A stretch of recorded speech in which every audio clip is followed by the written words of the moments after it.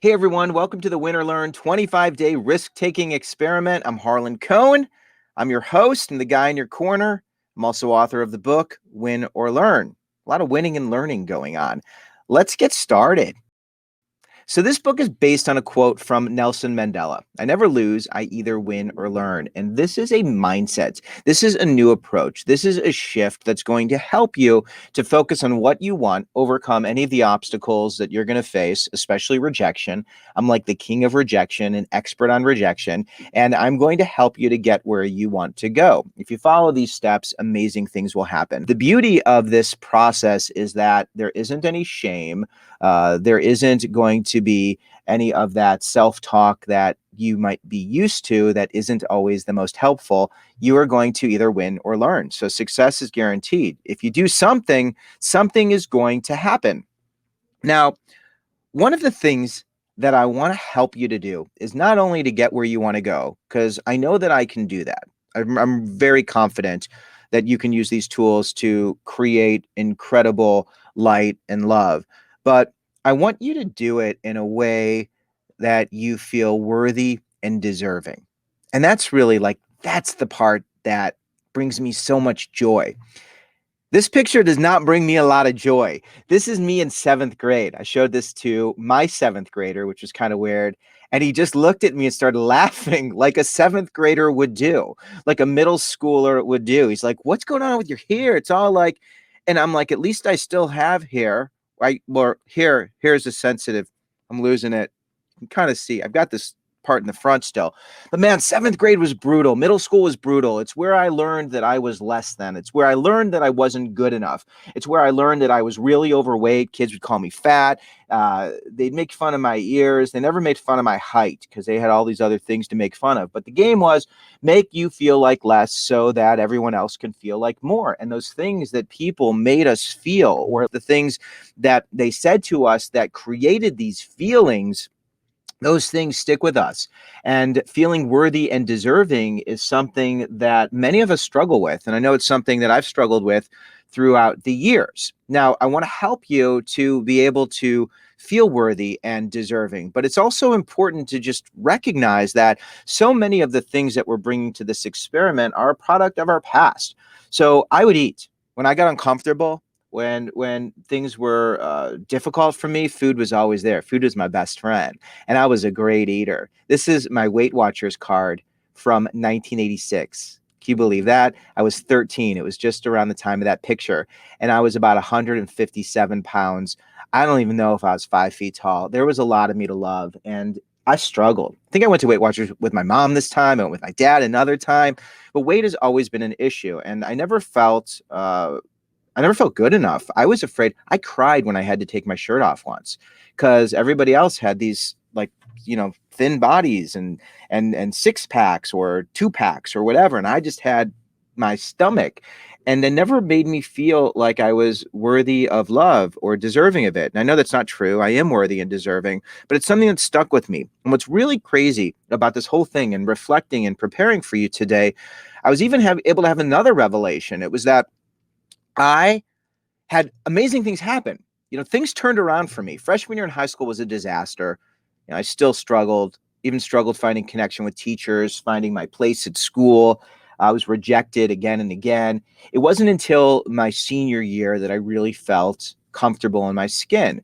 And physically I transformed, but in between my ears, I was still the guy who wasn't good enough. And what was happening is, because I got really funny, because as a defense mechanism, I also got funny, because if people were laughing, they weren't judging me. If people were laughing, they liked me until they stopped laughing.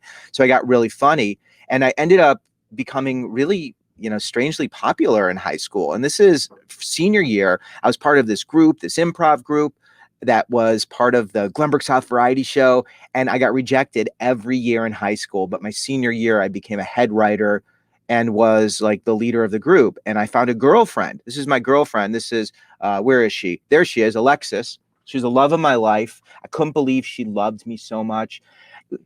I did not feel worthy. And I was like, oh my God, she's going to know that I'm not good enough, or I'm ugly, or my stomach's too soft, or I'm not good enough. But she kept loving me, and I was waiting for it to end. And of course, eventually it ended. And I was like, oh my gosh, she knew I was never good enough because I was never good enough.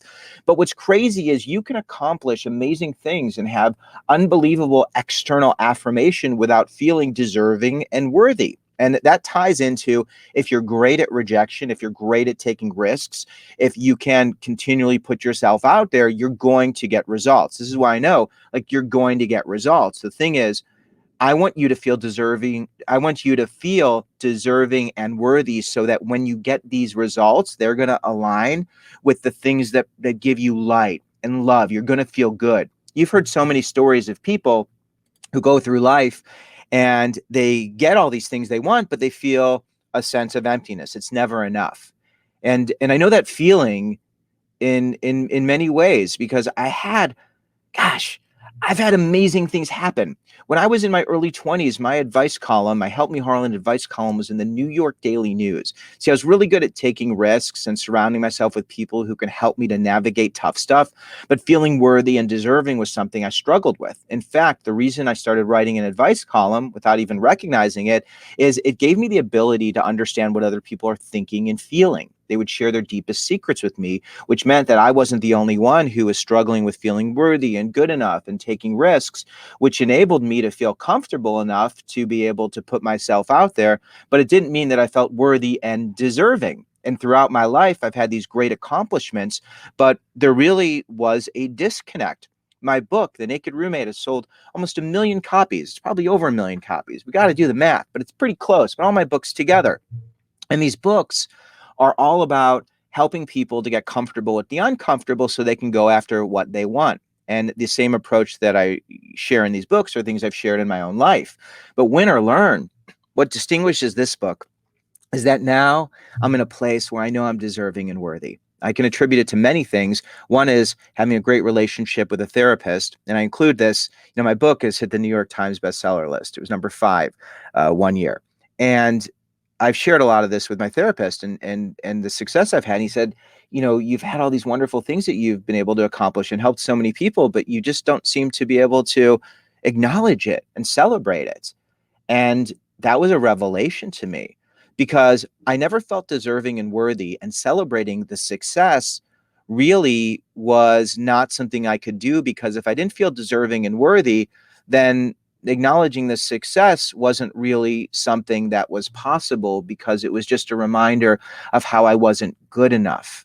I hope that connects with you because what's incredible about the experiment that we're going to go on is you're going to accomplish amazing things. Like I know you are, but to feel deserving and worthy, that's going to help you to align and continue to do this again and again and again and help others to do it in a way where you're going to be open. See, the thing is, when you don't feel deserving and worthy, when you take big risks and great things happen, you're always going to be worried about someone else taking something away. You're going to be worried there isn't enough. It's going to be about scarcity. And it's going to be about ego. And it's going to be about competition.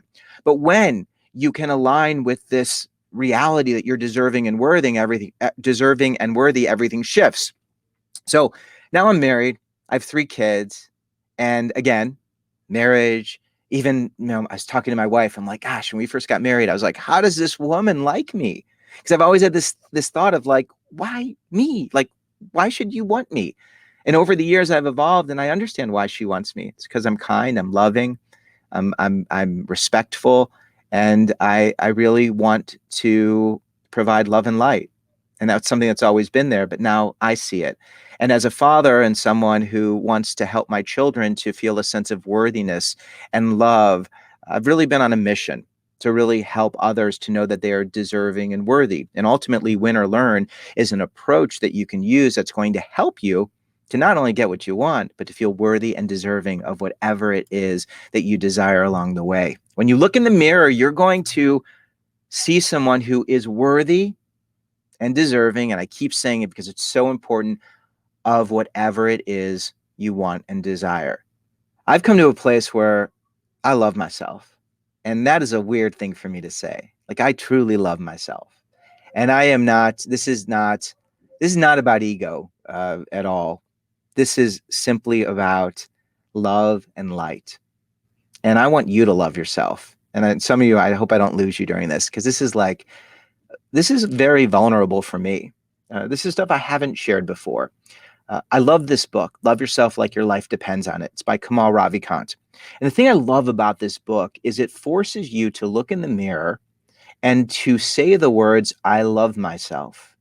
It forces you to actually have to acknowledge the things about you that are light, that are the best qualities of you. And so many of us struggle to do this. And I hope you will do this. And if you can't do it now, it's okay. You could fake it. You can get through this, and eventually you'll get there.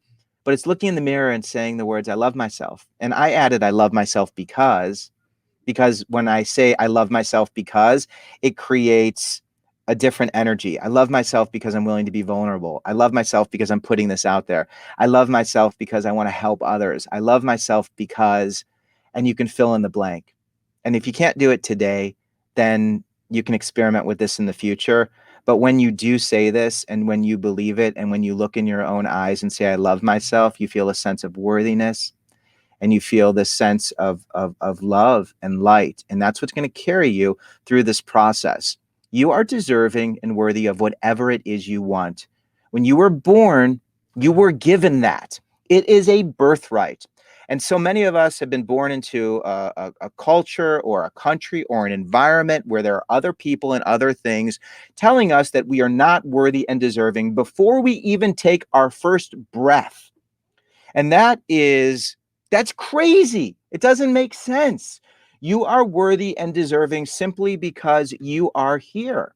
Brene Brown is an incredible light. She does amazing work. If you haven't watched her TED Talk on vulnerability, please check it out. There was a Q&A. Someone asked her, what's the greatest lesson you have learned in your own life? And she says, when you get to a place where you understand that love and belonging, your worthiness is a birthright and not something you have to earn, anything is possible. And what happens is you surrender, you allow whatever happens to happen, and you learn from it and you grow, because what happens isn't a reflection of your value or self-worth. It's a reflection of what happens when you do something. And together, we are going to do something.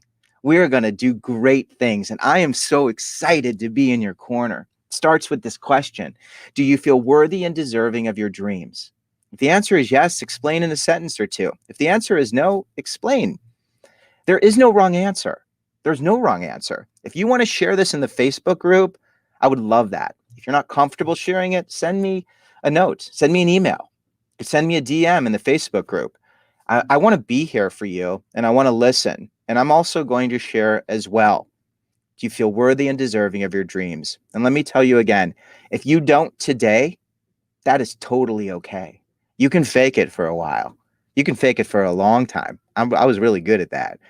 But if you can open yourself up and allow yourself to question why I don't feel worthy and deserving, man, it's gonna create an incredible adventure for you, where you're gonna learn so much about yourself and ultimately help so many others along the way. There's a Facebook group to share all this.